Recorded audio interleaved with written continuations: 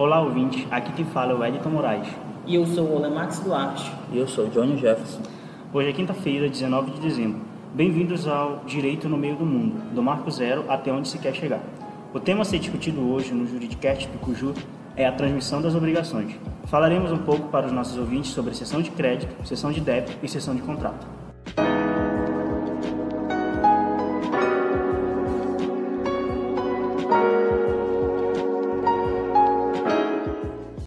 Cessão de crédito. As relações obrigacionais podem gerar alguns transtornos aos partícipes, sendo um deles a inadimplência. A fim de se livrar do risco de não recebimento, muitas empresas optam por transferir seus créditos a terceiros estranhos à relação obrigacional. Trata-se do sistema conhecido como cessão de crédito. Instituída pelo Código Civil no ordenamento jurídico brasileiro, a cessão de crédito tem como partícipes o cedente, que é aquele que transfere o crédito, o cessionário, que é aquele que recebeu o crédito, uma sociedade de fomento mercantil, por exemplo, e o cedido, que é o devedor. A cessão de crédito está prevista legalmente pelo artigo 286 do Código Civil, o qual dispõe: o credor pode ceder o seu crédito se a isso não se opuser à natureza da obrigação, à lei ou à convenção com o devedor. A cláusula proibitiva da cessão não poderá ser oposta ao concessionário de boa-fé, se não constar do instrumento da obrigação. Nessa relação, todos ganham: o cedente, ao se livrar do risco de inadimplemento, o cessionário, que ganha desconto na compra do crédito do cedente, e o devedor, que terá a oportunidade de negociar diretamente com uma instituição especializada em recuperação de créditos e que saberá como resolver o problema da melhor forma possível para ambas as partes. Para ser eficaz, é necessário que o devedor seja notificado sobre a mudança de credor. É o que consta no artigo 290 do nosso Código Civil. A cessão de crédito não tem eficácia em relação ao devedor, senão quando a este notificado. Mas, por notificado, se tem um devedor que, em escrito público ou particular, se declarou ciente da cessão feita. Mas atenção, exigir que o devedor seja notificado da cessão de crédito não significa anuência obrigatória deste. Em outras palavras, o devedor deve tão somente saber da ocorrência da relação, mas este não está vinculado à necessidade de aprovação daquele. Além disso, uma vez notificado o devedor, este é obrigado a aceitar a cessão de crédito, devendo obrigatoriamente pagar tão somente ao novo credor. De acordo com o artigo 291 do Código Civil, no caso excepcional de haver diversas cessões, prevalecerá aquela que completar contradição, isto é, a entrega do título cedido. Convém ressaltar que o cedente não responderá pela solvência do devedor, salvo estipulação em contrário. É o que diz o artigo 296 do nosso Código Civil. Por fim, é necessário deixar claro que algumas obrigações não podem ser objeto de cessão de crédito, tais como obrigação de prestar alimentos e casos que envolvam o direito da personalidade. Agora, falaremos um pouco sobre cessão de débito. Como bem disse o nosso colega Wellington, a cessão de crédito é a transferência ativa, ao passo que a cessão de débito, também conhecida como assunção da dívida, é a transferência passiva da obrigação.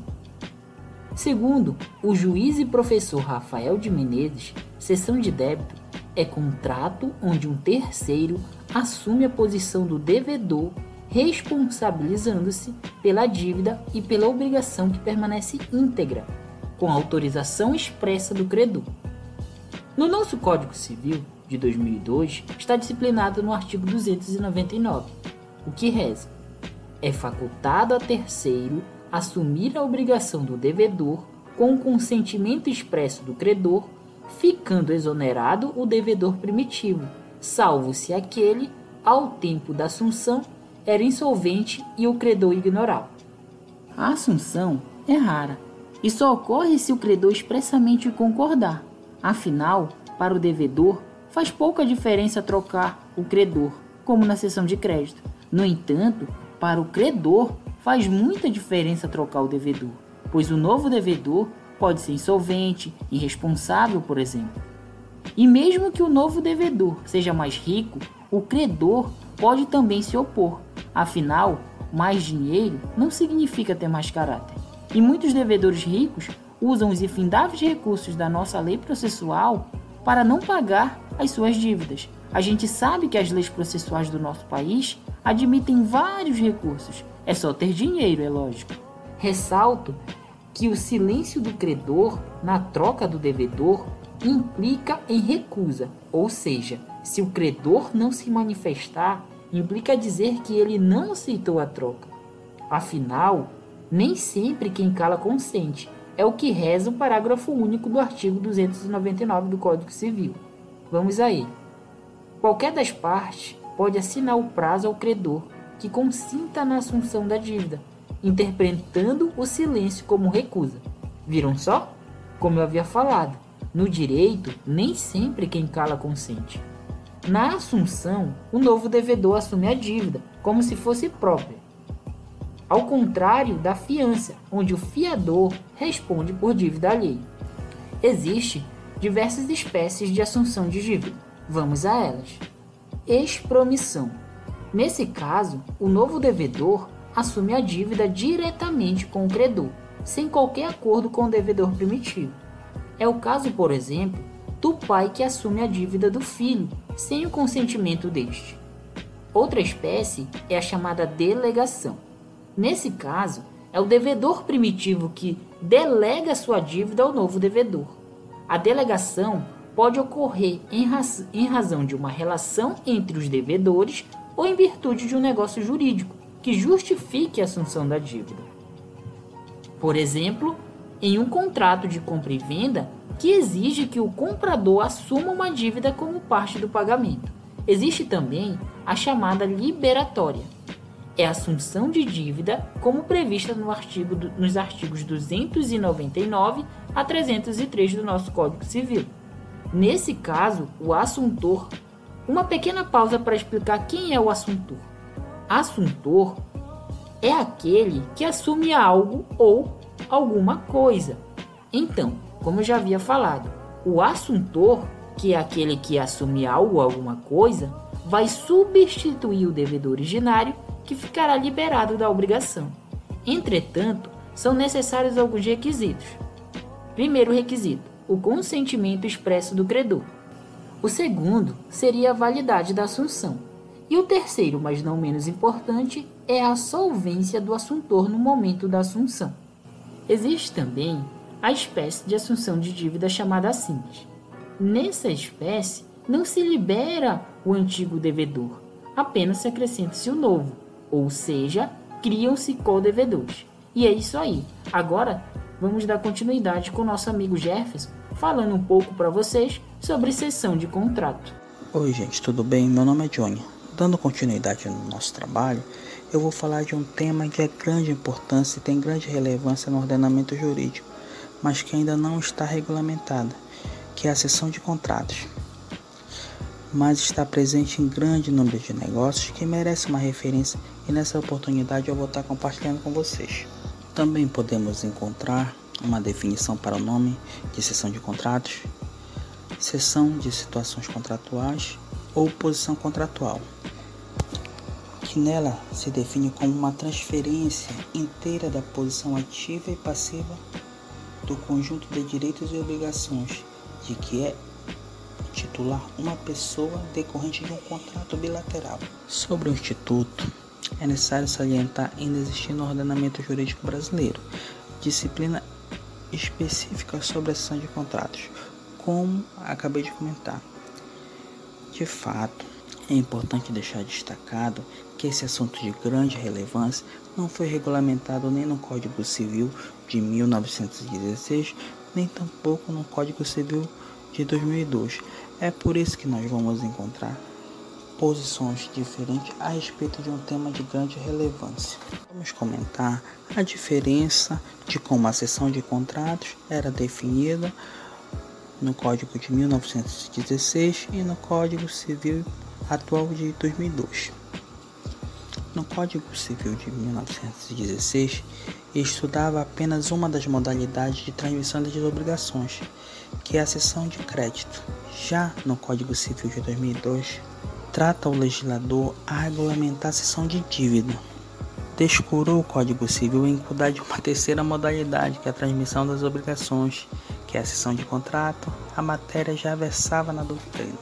Neste contexto, cabe ressaltar a posição de Flávio Cartucci, a contribuição a respeito do tema.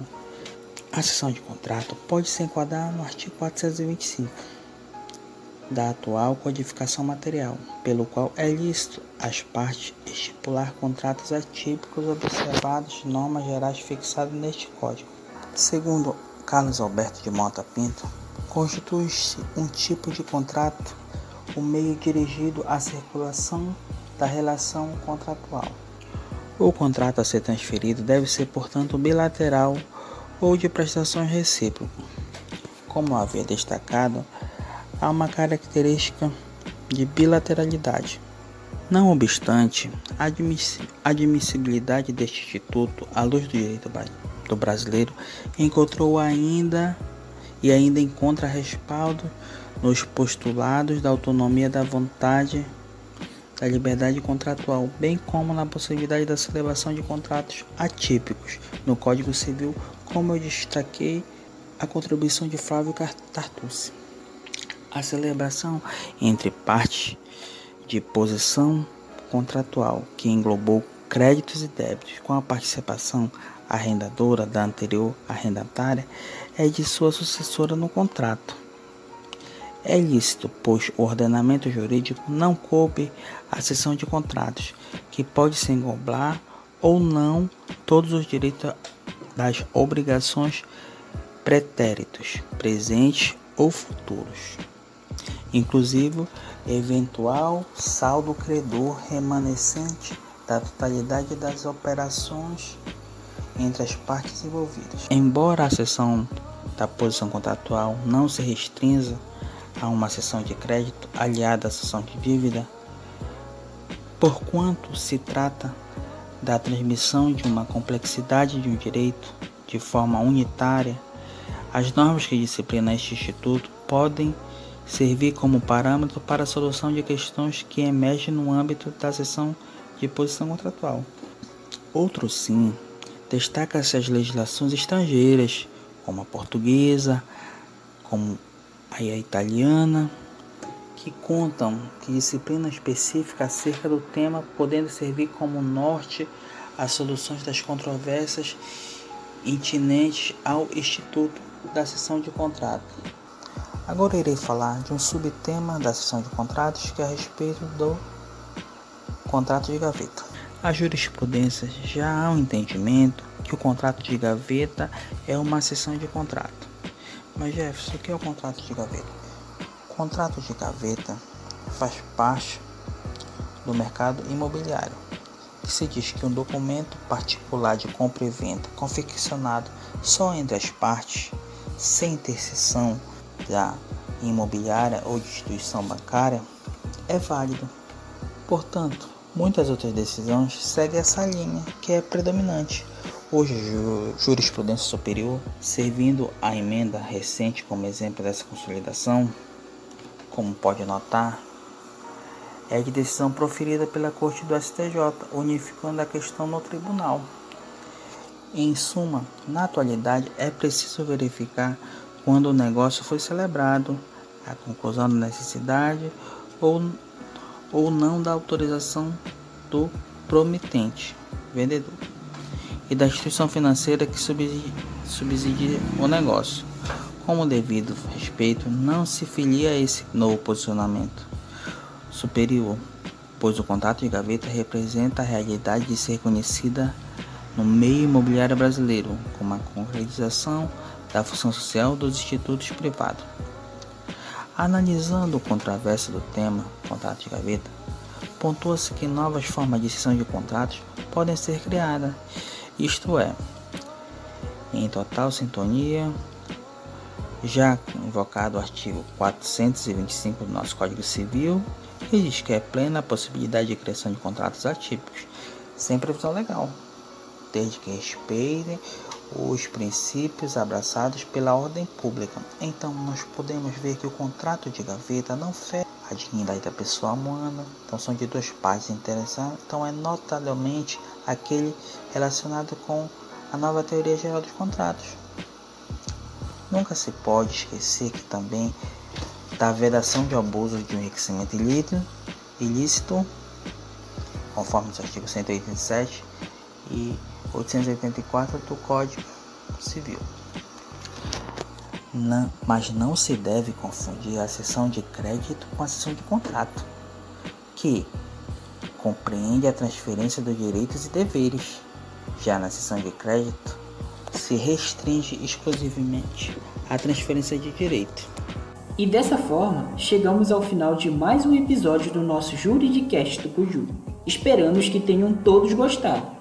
E não esqueçam de nos seguir nas redes sociais. O link delas está aqui na descrição do vídeo. Também não esqueçam de compartilhar este vídeo e deixar aquele like para fortalecer o nosso podcast. Obrigado e até mais!